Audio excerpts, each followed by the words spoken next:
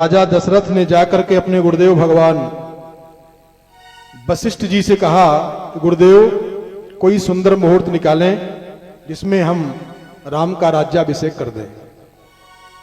गुरुदेव भगवान ने क्या किया, और ये विधि आप लोग भी सीख लें। मुहूर्त क्या निकाले? राजा दशरथ ने कहा, राजा दशरथ से गुरुदेव भगवान वशिष्ठ जी ने कहा, बेगी विलंबन करी नृप शुभम सुशीघ्रम। ध्यान दें, अगर भगवान की भक्ति करने का मन कहे ना तो बहुत उसको पीछे मत करिए, अगले साल ना। जो खराब काम हो, बुरा काम हो, उसके लिए पीछे करते रहना चाहिए। बाद में कर दूंगा। लेकिन अच्छा काम हो उसको जल्दी से जल्दी प्रयास करें। गुरुदेव भगवान वशिष्ठ ने कहा, बेगी विलंब न करी नृप साजिय सबोई समाज। तो कहा मुहूर्त कब निकालेंगे? कहा मुहूर्त तो निकल गया। कहा कब? कहा सुदिन सुमंगल तब ही जब राम हो ही जो बरा। ध्यान दें, तो राजा दशरथ के लिए ही नहीं है, हम सब के लिए है। इतनी बार जन्म हुआ ना, कितनी बार जन्म हुआ न जाने, कितनी बार हम लोग पैदा हुए मरे, तब तक सफलता नहीं हो पा रही है। कब तक? कहा जब तक राम हो ही जो बराज। भगवान राम राजा बन जाए अथवा आनंद का राज्य हो जाए। पराधीन अरे सपने हूं सुख नाही। आनंद का राज्य आ जाए जिसके जीवन में, राम राज्य आ जाए जिसके जीवन में, समझो वो सब कुछ प्राप्त कर लिया। अभी जैसे आप लोगों, अरे महाराज हम तो स्वतंत्र है। कहा अभी कहां स्वतंत्र हो? कोई स्वतंत्र नहीं है। स्वतंत्र कब हो जाएंगे? कहा जब राम का राज्याभिषेक हो जाएगा। सुदिन सुमंगल तब ही जब राम हो युवराज,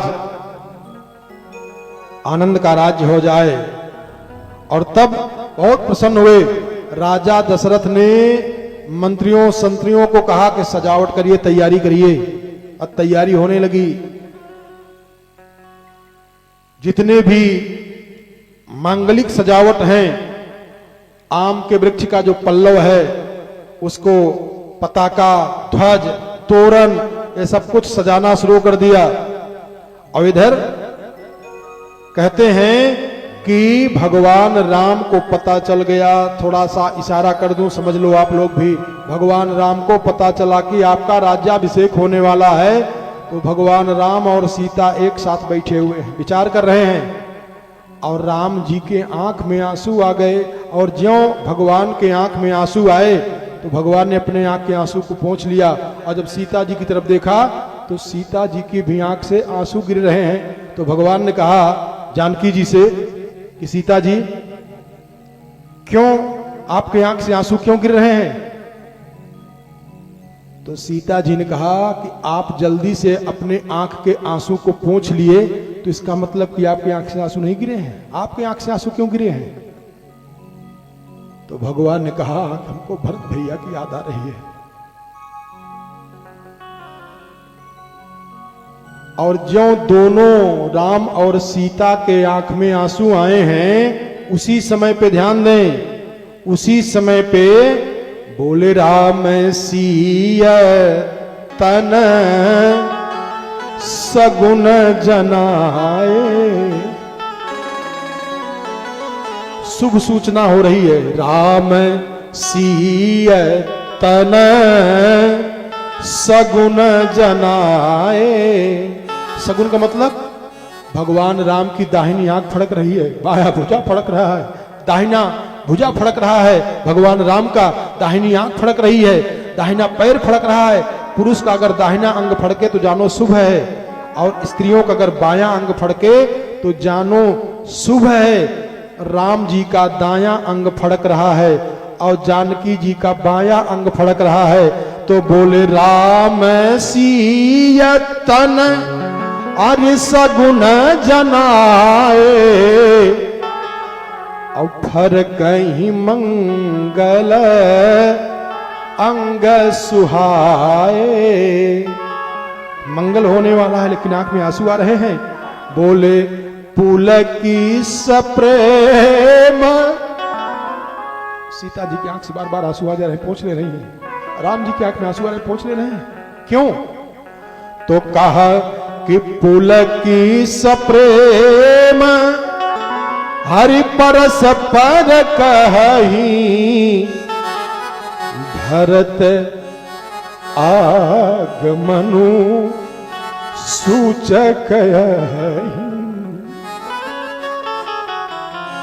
हम सब का अगर कोई दाहिना हाथ खुजला जाए, गदोरी खजुला जाए, तो कहते हैं पैसा मिलने वाला है, रुपया मिलने वाला है, कुछ मिलेगा। और ये क्या मान है सुन? हर पुलक सप्रेम परस पर कहीं, हर भरत आगमन ये सूचक है। भरत सरीस को, सीता जी राम जी से कह रही हैं कि लगता है कि जो सगुन हो रहा है भरत भैया आ रहे हैं क्या? राम जी सीता जी से कह रहे हैं, बोले भरत सरीस अरि प्रिय को जग माही, और इह सगुन फल दूसर नाही, इह सगुन फल दूसर नाही, फल सगुन फल दूसर नाही। भरत सरीस प्रिय को जग माही, भरत सरीस प्रिय को जग माही, हय सगुन फल दूसर नाही, हय सगुन फल दूसर नाही। सीता जी राम जी से कह रही हैं, राम जी सीता जी से कह रहे हैं कि जो हमारा अंग फड़क रहा है, सगुन हो रहा है, तो हमको लग रहा है कि भरत भैया आ रहे हैं। और भरत जी के प्रति राम जी का प्रेम कैसे है? कहा जैसे कहा था ना, छिन छिन नहीं छन छोड़ छोड़ियो कमठ अंड की नाई। जैसे कोई माता पिता अपने बच्चे का लालन पालन करता है, कमठ कहते हैं कछुआ को। कछुआ जानते हो ना? कछुआ, कछुआ जो चलता है पानी में, कछुई। तो कछुई जब अंडा देती है पानी में, बाहर इसलिए नहीं करती कि कोई उसको खा न जाए, और वो कछुई अपने अंडा का पालन अपने नजर से करती है। और कछुई की अंडा के बीच में कोई जीव आ जाए, जंतु आ जाए, और उसकी नजर उस अपने अंडा से हट जाए थोड़ी देर के लिए, तो अंडा बिरंडा हो जाता है, बेकार हो जाता है। फिर वो केवल पालन करती है नजर से। छिन छिन नहीं छन छोह छोड़ियो कमठ अंड की नाई। हे नाथ, हे भगवान, हमारे ऊपर ऐसी दया करिएगा जैसे कछुई अपने अंडा के ऊपर हमेशा देखती रहती है, अगर जरा सा निगाह हट जाए तो कछुआ का जो अंडा है, कछुई का जो अंडा है, बेकार हो जाएगा, उसमें जीव नहीं आ पाएगा, मर जाएगा वो। भगवान कह रहे हैं कि राम ही बंधु सोच दिन राती, राम ही बंधु सोच दिन राती, अंडन कमठ हृदय जेहि भांति, अंडन कमठ हृदय जेहि भांति। राम ही बंधु सोच दिन राती, राम ही बंधु सोच दिन राती, अंडे कमठ हृदय जेहि भांति, अंडे कमठ हृदय जेहि भांति, अंडे कमठ हृदय जेहि भांति। तैयारी हो रही है, चारों तरफ तैयारी हो रही है। मंथरा आई, और जब मंथरा आई है, मंथरा को पता चला है देखें, हमारे आपके जीवन में यही मंत्रा आ जाती है, राम के राज्याभिषेक को नष्ट कर देती है। मंत्रा कौन है? एक कैकेयी अंबा की दासी।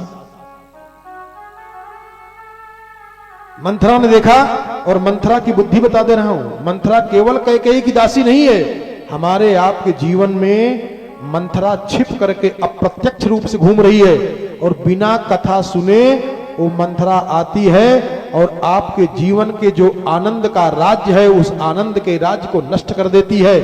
वो राजा दशरथ तो जान गए, अवधवासी तो जान गए, लेकिन आज का मानव जान भी नहीं पा रहा है कि मंथरा आकर के राम के राज्याभिषेक में विघ्न पैदा कर दे रही है। ये मंथरा है कौन?